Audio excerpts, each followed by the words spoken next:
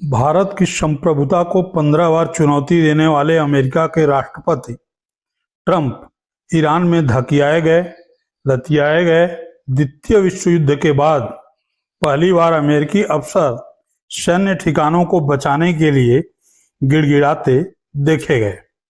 अब मोदी सरकार ये कह सकती है कि मूक बधिर बनकर हम ट्रंप का मन बिगाड़े नहीं होते तो ट्रंप कैसे धकियाए गए होते, लतियाए गए होते।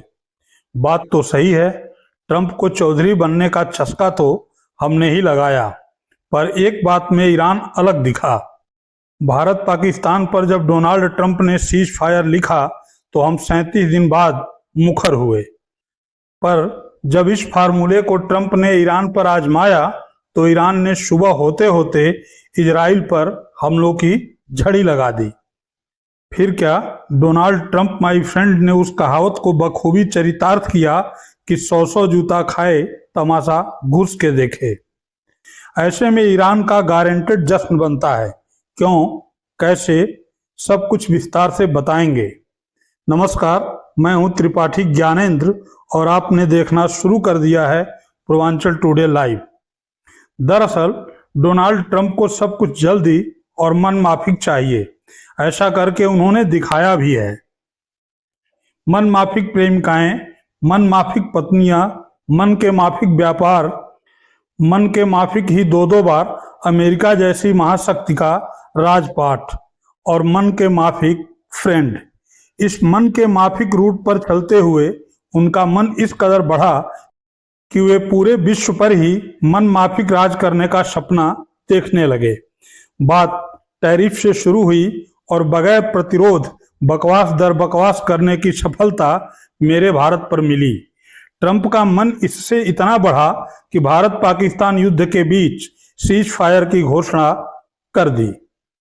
मिनटों बाद ही हमने मुहर भी लगा दी। युद्ध रुक गया। ऑपरेशन सिंदूर के रूप में कहां चल रहा है पता नहीं। इस घटना से ट्रंप का मन इतना बढ़ा कि वे 1-2 बार नहीं 15 बार हमारी संप्रभुता पर चोट करते हुए यह कहते नहीं थके कि भारत पाकिस्तान के बीच में सीज फायर उन्होंने कराया। हद तो तब हो गई जब ट्रंप के मित्र और हमारे प्रधानमंत्री मोदी जी मौन व्रती बने रहे। इस बात का परिणाम यह निकला कि ट्रंप भारत पाकिस्तान के बीच खुद के द्वारा कराए गए कथित सीज फायर पर शांति का सर्वोच्च सम्मान नोबेल मांग बैठे। तब भी जबकि शांति से कभी आलिंगन करते हुए ट्रंप पकड़े नहीं गए। पकड़े गए ईरान में, शांति के साथ नहीं, चौधराहट की क्रांति के साथ।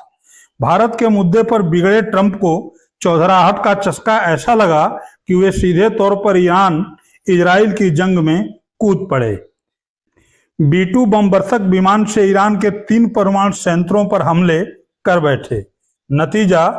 नतीजा वही निकला, खाया पिया कुछ नहीं, गिलास तोड़ा 12 आना। यहां से ऐसा कुछ भी नहीं मिला जो इस बात को प्रमाणित कर सके कि ईरान परमाणु बम बना रहा है। ट्रंप ने अपने इस शौर्य पर वैसे ही ट्वीट किया जैसे भारत पाक की जंग पर किया था। लेकिन यहाँ ट्रंप ये भूल गए कि यहाँ भारत नहीं, ईरान है जिसे जंग दर जंग में मरने मारने का अभ्यास है। शांति इधर से होकर कभी नहीं गुजरती है। मौन को यहाँ कौन जानता है। मुखर ही इसकी पहचान है। गलत है या सही है इसका कोई प्रभाव नहीं पड़ता है। फिर क्या, बदला लेने को ईरान मुखर हुआ तो वह हुआ जो दूसरे विश्व युद्ध के बाद कभी अमेरिका के साथ नहीं हुआ।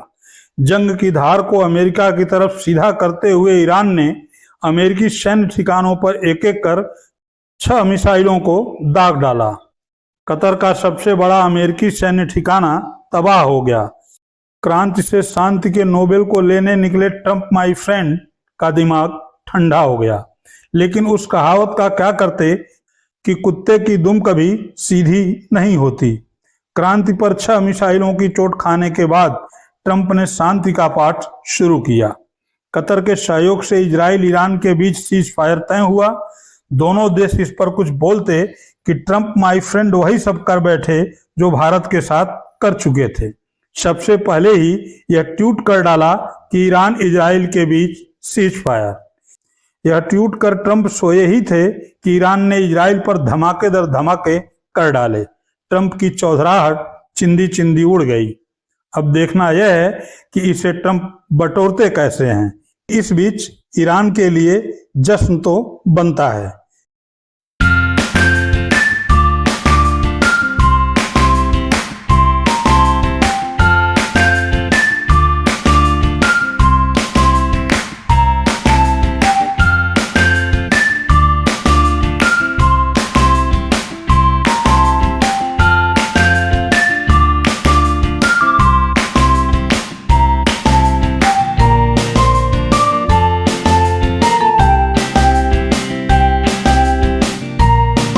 ईरान ने इजराइल हो अमेरिका हो, मैं ये नहीं कहूँगा कि किसको घुटने पे लाया है, लेकिन एक देश का और राष्ट्र का अभिमान और स्वाभिमान और हिम्मत क्या होती है, जिगर क्या होती है, ये ज़रूर ईरान ने दिखाया है। ईरान एक ऐसा राष्ट्र है जो हमेशा भारत देश से इमोशनली जुड़ा हुआ राष्ट्र है। चाहे यूनो हो, चाहे और अंतर्राष्ट्रीय मंच पर ईरान हमेशा हिंदुस्तान के साथ, जब भी हिंदुस्तान संकट में आया तो हिंदुस्तान के साथ खड़ा रहा है। ये भूलना नहीं चाहिए। चाहे कश्मीर का इशू हो, चाहे पाकिस्तान का हो, ईरान हमारे साथ रहा है। तो ईरान ने जो हिम्मत दिखाई है उससे कुछ हमको सीखना चाहिए। हमारे देश के प्रधानमंत्री ने, गृह मंत्री ने, एक देश जो हमसे क्षेत्रफल में छोटा है, लेकिन अमेरिका को नहीं डरा, ट्रंप को नहीं डरा, इजराइल को नहीं डरा, यूरोपियन राष्ट्र को नहीं डरा, किसी को नहीं डरा, और अपने स्वाभिमान के लिए लड़ता रहा, लड़ेगा और जीतेगा। ये आज का उनकी स्थिति है। तो ऐसे देशों के साथ हम भी इमोशनली, हमारा देश भी हमेशा जुड़ा हुआ है। तो डेफिनेटली लेनी चाहिए, घुटने नहीं टेकने चाहिए ना। जब पाकिस्तान के साथ हमारे आर्मी लड़ रही थी और जीतने के कगार पर थी, जैसे हम टीवी पे देख रहे थे, कराची, इस्लामाबाद, लाहौर, हाँ, ये सब चल रहा था जीतने के बाद, तो पीछे क्यों हटे? तो ईरान के नेताओं का जो जज्बा है वो काबिले तारीफ है। ट्रंप ने कहा है कि सीज फायर हो गया है, वही ईरान कह रहा है कि ऐसा कोई समझौता नहीं हुआ है। तो ये तो बहुत बड़ी बात है ना। हमारे बारे में जब ट्रंप ने कहा तो हम चुप बैठे, लेकिन ईरान चुप नहीं बैठा है।